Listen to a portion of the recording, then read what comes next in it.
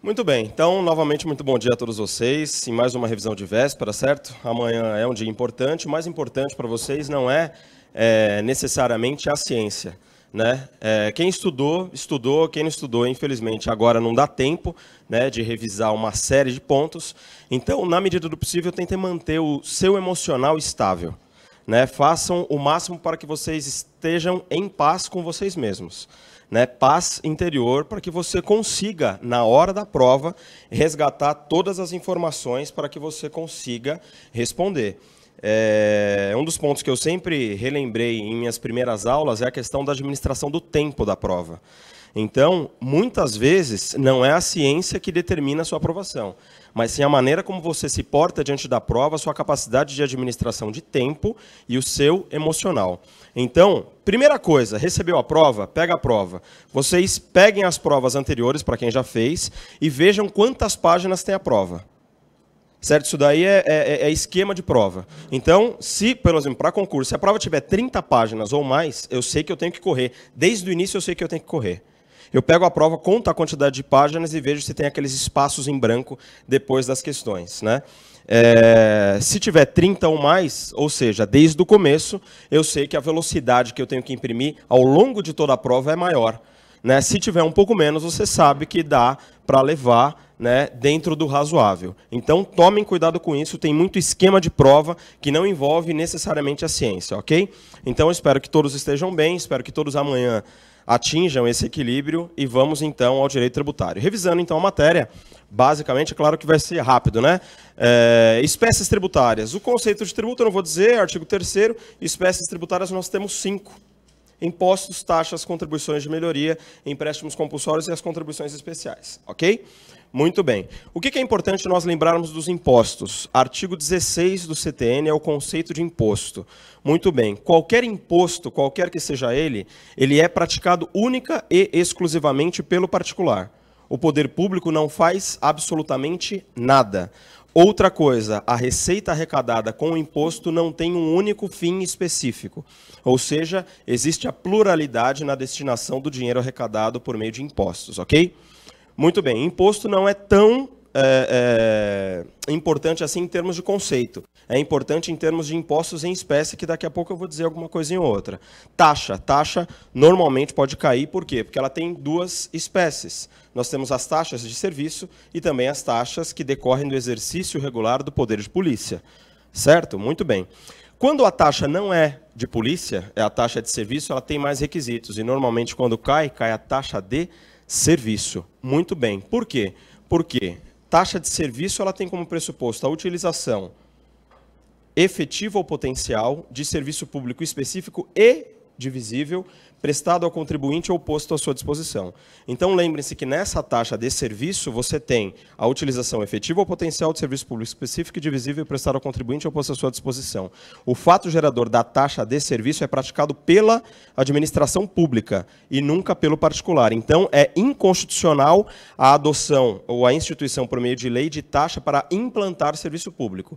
Isso é inconstitucional. Primeiro o serviço é prestado e depois a taxa deve ser paga, ok? Valendo lembrar que é inconstitucional a adoção da base de cálculo própria de determinado imposto na taxa. Então, existem súmulas vinculantes importantes que a gente tem que lembrar. A taxa de lixo, para fins de prova, é constitucional? Taxa de lixo é constitucional? É constitucional por quê? Porque consta em súmula vinculante do STF. Não está escrito taxa de lixo, está escrito taxa de resíduos sólidos, etc. Mas consta lá na súmula vinculante, número 19, que isso não ofende o artigo 145, inciso 1º da Constituição Federal. Ok? Base de cálculo própria de imposto pode ser usado na taxa, em regra? Em regra, pode? Taxa ter base de cálculo idêntica de imposto?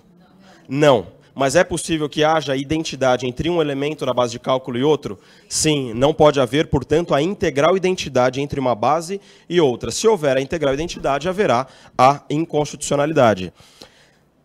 É possível cobrar iluminação pública por meio de taxa? Não. Não. Por quê? Que não é possível cobrar iluminação pública por meio de taxa. Porque ofere o requisito da divisibilidade, ou seja, não é possível saber quanto cada pessoa se beneficia de uma rua mais iluminada. Ok? Muito bem. Portanto, em relação à iluminação pública, existe o quê, se não existe a taxa? A contribuição de iluminação pública, artigo 149-A da Constituição Federal. A inconstitucionalidade da cobrança de iluminação pública por meio de taxa consta onde? Súmula vinculante número 41 do STF. Súmula vinculante 41 do STF é inconstitucional a cobrança de iluminação pública por meio de taxa. Ok? Muito bem. Então, percebam que taxa traz um pouco mais de peculiaridades. Tomem cuidado. Contribuição de melhoria. Contribuição de melhoria, nós temos o pressuposto básico, que é a realização de uma obra pública que deve trazer valorização imobiliária. Se houver apenas a obra pública, vai ser o suficiente para cobrar a contribuição de melhoria? Não. Ela deve trazer comprovadamente a valorização imobiliária. Portanto, o STF diz que trata-se esse tributo de um tributo contraprestacional indireto. O que é um tributo contraprestacional? É aquele que depende de uma contraprestação do Estado. Então, o particular não faz isso sozinho. O Estado faz alguma coisa e depois o particular tem que pagar. Imposto não é assim. Taxa e contribuição de melhoria são. Muito bem. Na contribuição de melhoria, o que é importante a gente lembrar? Que depende de uma obra pública, é importante você saber o que é uma obra pública, certo? Obra pública é tudo aquilo que tem um vulto maior. Ou seja, tudo aquilo que tem... que seja considerável do ponto de vista social e econômico. Então, por exemplo, construção de piscinão é uma obra considerável, é uma obra pública. Praça, construção de praça, é uma obra pública. Agora, asfaltamento é obra pública. Tudo aquilo que for de manutenção de coisa pública não corresponde à obra pública. Então, recapeamento de rua não é obra pública, isso é manutenção da via pública. Então, tomem apenas esse cuidado para identificar o que é ou não a obra pública, ok? Tributo contraprestacional, portanto, indireto. A contribuição de melhoria ela tem dois limites. Quais são os limites da contribuição de melhoria? O primeiro limite é individual e o segundo limite é coletivo. O que é o limite individual? A cobrança da contribuição de melhoria não pode ser maior do que valorizou o imóvel. Então, o imóvel valorizou em 50 mil, a contribuição de melhoria não pode ser de 60 mil. Caso contrário, haverá enriquecimento ilícito por parte da administração pública. O limite coletivo também deve ser observado. Qual é o limite coletivo? A soma de todas as contribuições de melhoria não podem ultrapassar o custo da obra pública. Ok? Muito bem. Empréstimos compulsórios. Próximo tributo. Artigo 148 da Constituição Federal. Aí os pressupostos já estão na Constituição Federal. E o que é importante lembrar de empréstimo compulsório? Primeira característica vital. Ele deve ser criado por meio de lei complementar. Lei complementar. Empréstimo compulsório, lei complementar. É o leque-leque, lembra da aula? Então, lei complementar serve para criar empréstimo compulsório. Também lei complementar, excepcionalmente, é utilizada para criar apenas 3 tributos. O resto é lei ordinária. Quais tributos são criados por meio de lei complementar? Empréstimo compulsório. O que mais? IGF, Imposto sobre Grandes Fortunas, artigo 153, inciso 7º da Constituição Federal, e competência residual da União. A competência residual da União pode criar 2 tipos de tributos: novos impostos ou novas contribuições à Seguridade Social. Então, no total, são 4 tributos, certo? Então, empréstimos compulsórios, IGF, novos impostos e novas contribuições à Seguridade Social por conta da competência residual da União. Ok? Lei complementar. Então, empréstimo compulsório, nós temos 2 possibilidades de empréstimos compulsórios. Quais são elas? Para calamidade pública, guerra externa ou sua iminência, certo? E para a realização de investimento público urgente e relevante interesse nacional. Nessa segunda hipótese, de investimento público urgente e relevante interesse nacional, tem que obedecer os princípios da anterioridade comum e da anterioridade nonagesimal? Sim, sim. A segunda hipótese, sim. A primeira hipótese, não. Tomem cuidado com isso. Se o empréstimo compulsório for de guerra ou de calamidade, é só ir pela lógica. Dá para esperar? Não. Então, não cumpre nenhum princípio da anterioridade comum e nem nonagesimal. Agora, se for para investimento, aí dá para esperar. Ou seja, a segunda hipótese obedece os princípios e a primeira, que é mais urgente, não. Ok?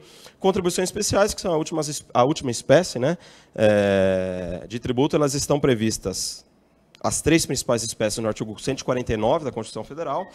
são as contribuições de interesse das categorias profissionais ou econômicas, e em breve vocês vão pagar, embora a contribuição OAB seja sui generis, certo? Mas as contribuições dos outros conselhos de classe, contribuições especiais. Temos também a contribuição de iluminação pública, que nós vimos, a CID, a contribuição de intervenção no domínio econômico, e as contribuições sociais, que são as contribuições que visam assegurar a ordem social. Ok? Muito bem. Essas são as espécies tributárias. Competência é fácil. Privativa, comum, residual e extraordinária. Competência comum, todo mundo pode criar. Todo mundo pode criar o quê? A União, Estados, Distrito Federal e municípios podem criar todos o quê? Taxas e contribuições de melhoria. Como que você vai saber o que a União pode criar, o que Estado pode criar, município, etc.? Com base na específica competência administrativa de cada ente da federação. Então, todo mundo pode criar taxa e contribuição de melhoria. Todo mundo. O que vai diferenciar um do outro? O caso concreto. Quem pode emitir passaporte? A União. Só ela cria taxa. Quem pode prestar serviço funerário? Só o município, então só ele cria taxa. E assim sucessivamente, ok? Competência privativa. Mais importante, impostos. União. Quais impostos a União pode criar privativamente? São 7. Importação, exportação, IPI, IOF. IR, ITR e IGF. Lembrem-se sempre desses 4 primeiros que eu vou repetir daqui a pouco. Importação, exportação, IPI e IOF. Eles configuram exceções a várias coisas que eu já vou dizer. Mas a União cria importação, exportação, IPI e IOF. IR, ITR e IGF. Certo? Competência privativa. E dos estados e municípios? Os estados criam quantos impostos? 3, certo? Artigo 155. Quais são os 3 dos estados? ICMS, ITCMD e IPVA. Ok? E do município? Outros 3 impostos. Quais são os outros 3 impostos de competência privativa do município? IPTU, ISS e ITBI. Cuidado com o ITCMD. O ITCMD é de competência dos estados, o ITBI é de competência dos municípios. Qual tem mais letras? ITCMD. Então, quem é maior, o estado ou o município? O estado. Então, o estado fica com o que tem mais letras, ok? Valendo lembrar uma coisa, serviço aparece tanto no ISS quanto no ICMS. ICMS é imposto de circulação de mercadorias e serviços. O ISS é imposto sobre serviços. Quais serviços são do Estado e quais serviços são do município? Imposto sobre serviço. Competência do município. Imposto sobre circulação de mercadorias e serviços. São dos estados. Quais serviços são dos estados e quais são dos municípios? Impostos em espécie. Qual serviço é de ICMS? Serviço de transporte intermunicipal de pessoas ou cargas, abrangendo inclusive os interestaduais e, em regra, né, prestação de serviços de telecomunicações, certo? Telefonia, rádio, TV, difusão de imagem, etc. Então é isso. Os serviços que são próprios do ICMS são telecomunicações e transporte intermunicipal e interestadual de cargas. O resto do serviço é do ISS, ok? Muito bem.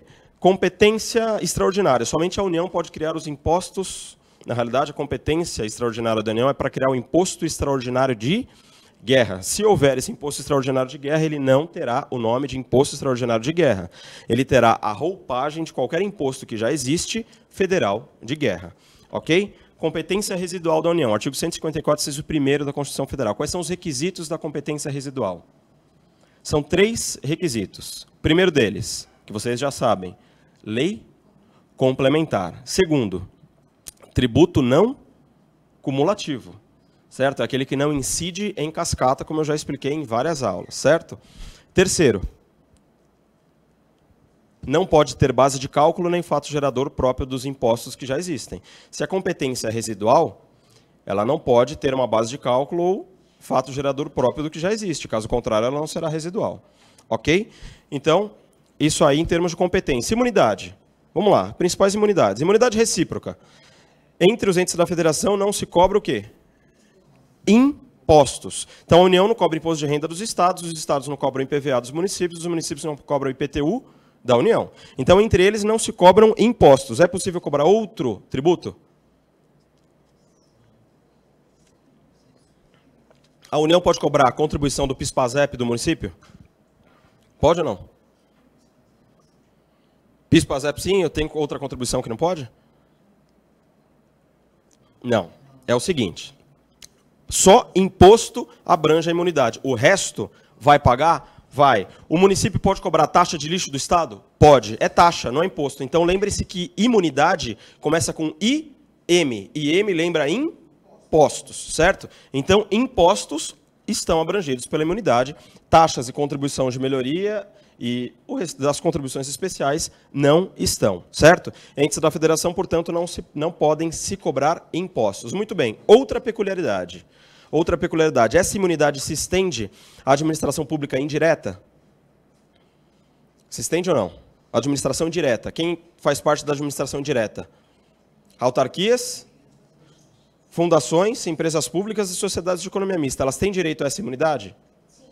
As de natureza jurídica de direito público, sim. Então, autarquias e fundações públicas mantidas e instituídas pelo poder público têm direito, sim, a esta imunidade. Desde que, qual é o requisito essencial para que elas tenham direito à imunidade?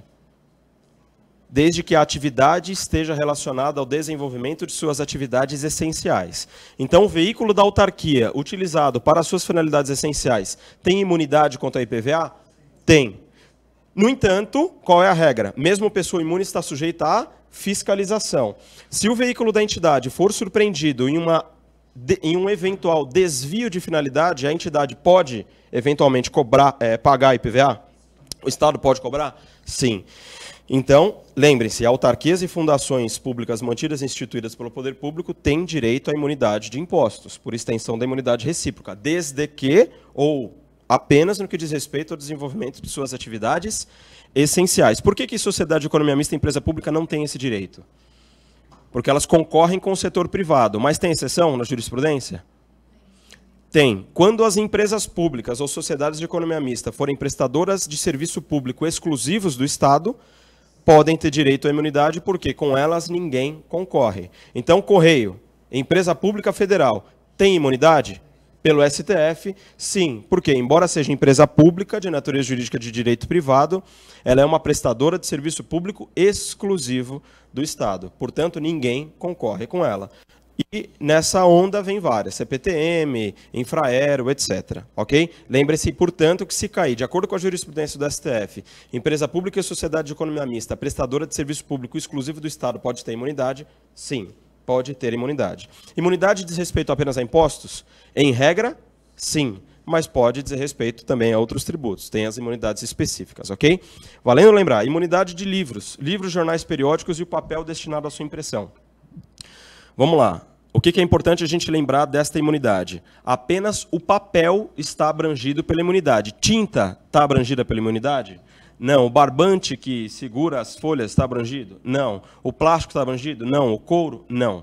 Nada que não seja papel está abrangido pela imunidade. O STF diz o seguinte, apenas o papel faz parte da imunidade, compõe a imunidade. Não confundam a imunidade do objeto, que é o livro, jornal, periódico, com a imunidade da pessoa que ostenta o bem. Então, a livraria não tem imunidade. O livreiro não tem imunidade. A imunidade é do objeto. O que se assegura com isso? A liberdade de expressão e a livre manifestação do pensamento, que são de acepção constitucional. Ok? Muito bem. Papel que não faz parte do produto final, mas foi utilizado na indústria para gerar aquele produto, está imune? Súmula 657 do STF está imune. Então, a imunidade abrange todo e qualquer papel que fizer parte do processo de produção do item imune, ainda que não se incorpore ao produto final. Ok? Muito bem. Imunidade do ouro, que é uma imunidade que praticamente não cai. O ouro tem imunidade? Não. O ouro que representar, nos termos da lei, ativo financeiro ou instrumento cambial, tem imunidade. Mas pode cobrar imposto? Nesse caso, só um imposto. Qual? O IOF. Tem a letra O no meio da palavra ouro. Então, o IOF incide sobre o ouro. Mas o ouro, para ter imunidade, ele deve representar, nos termos da lei, o que? Ativo financeiro ou instrumento cambial. Então, não é do ouro em si, mas sim daquilo que ele representa, ok? Imunidade musical. O que é a imunidade musical? CDs, DVDs, fonogramas, arquivos digitais, eletrônicos de obras brasileiras ou interpretadas por artistas brasileiros estão imunes sim em relação a impostos, exceto em uma fase específica da produção desse item na indústria, que é a fase de replicação industrial de mídias óticas de leitura laser. A fase de replicação industrial de mídias óticas de leitura laser não está imune, certo? Então, imunidade musical. É que ele está olhando, ele não dá tempo de escrever, né? Mas dá uma olhadinha lá, artigo 156 da Constituição Federal, inciso 6, letra E, ok? Imunidade musical. As principais imunidades, se não me engano, são essas. Princípios constitucionais. Sem o princípio sobre o base, princípio da legalidade tributária. A gente não tem como cobrar tributo sem observar a legalidade. E esse princípio é chamado de princípio também da estrita legalidade ou da reserva legal. Por quê? Porque os elementos essenciais da norma tributária devem constar na lei que cria o tributo. Quais são esses elementos? Elemento material, lembra da fórmula? Mais TPQA. Elemento material, espacial, temporal, pessoal e quantitativo. Portanto, fato gerador, saber quando incide o tributo, onde incide o tributo, quem deve pagar e quanto se deve pagar. Ok? Qual norma normalmente cria ou é suficiente para criar tributo? Qual lei? Lei ordinária. A lei comum, a lei ordinária, cujo quórum para aprovação é de maioria simples, certo? Então, a lei ordinária é suficiente para criar tributo. Apenas em 3 casos é necessária a lei complementar, como nós vimos. Medida provisória pode criar tributo? Pode aumentar tributo? Medida provisória. Artigo 62 da Constituição Federal. Requisitos para edição. Urgência e relevância da matéria. Pode ser editada para criar ou aumentar tributo? Medida provisória? Pode ser criada, ser utilizada para criar ou aumentar tributo. O STF entende, sempre entendeu que medida provisória pode ser editada para criar ou aumentar tributo. E vale como se lei ordinária fosse. Qual o prazo de validade da medida provisória? 60 dias, podendo ser prorrogado por mais 60. Se ela for aprovada, ela é convertida em lei ordinária, porque medida provisória não pode versar sobre matéria reservada à lei complementar. Ok? Então, medida provisória pode criar ou aumentar tributo? Pode. Segundo o STF, pode. Mas tem uma restrição lá no parágrafo 2º do artigo 62, que foi incluído por uma emenda constitucional de 2001. Qual é? Qual é essa restrição? Se a medida provisória versar sobre impostos, você só vai cobrar quando? No exercício financeiro, aquele em que a medida provisória for convertida em lei. Então, tomem cuidado com medida provisória, porque pode cair isso.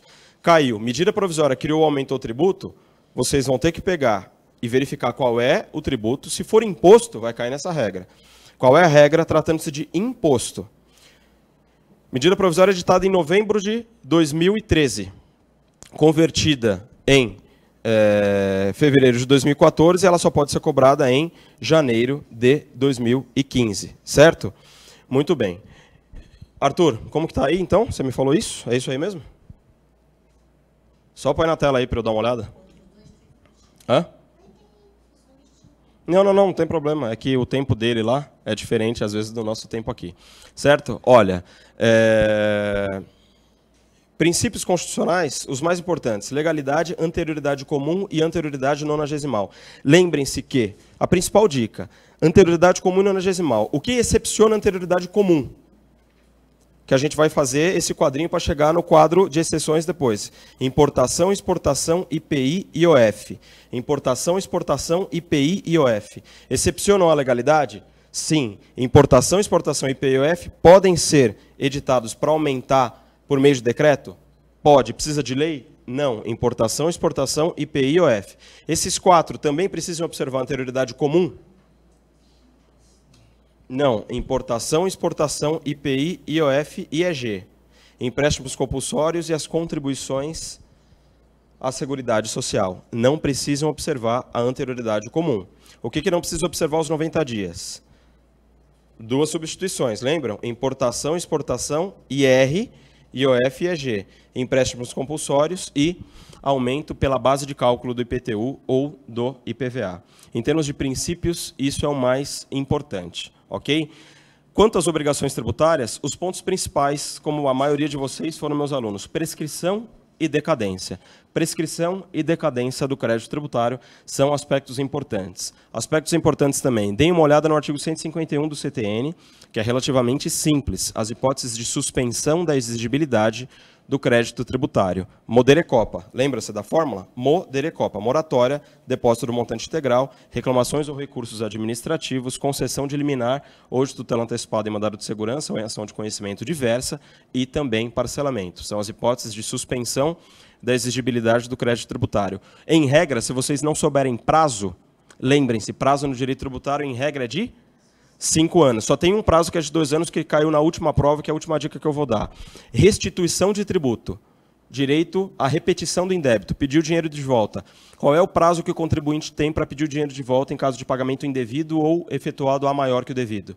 Sempre 5 anos. Vai chutar? Sempre 5 anos. Você tem 5 anos para pedir o dinheiro de volta. Mas o dinheiro pode ser pedido de volta judicial ou administrativamente. Se for pedido administrativamente, aí sim, se a administração pública negar a restituição administrativamente, aí sim você tem 2 anos para entrar com ação anulatória da decisão que denegou a restituição. Ok? Então, em regra, prazo é de 5 anos. Somente nesse caso específico de entrar com pedido administrativo da administração negar, você tem 2 anos para propor a ação anulatória. Ok? Isenção, dada a prazo certo e sob condição onerosa, gera direito adquirido. É a última coisa que eu vou dizer.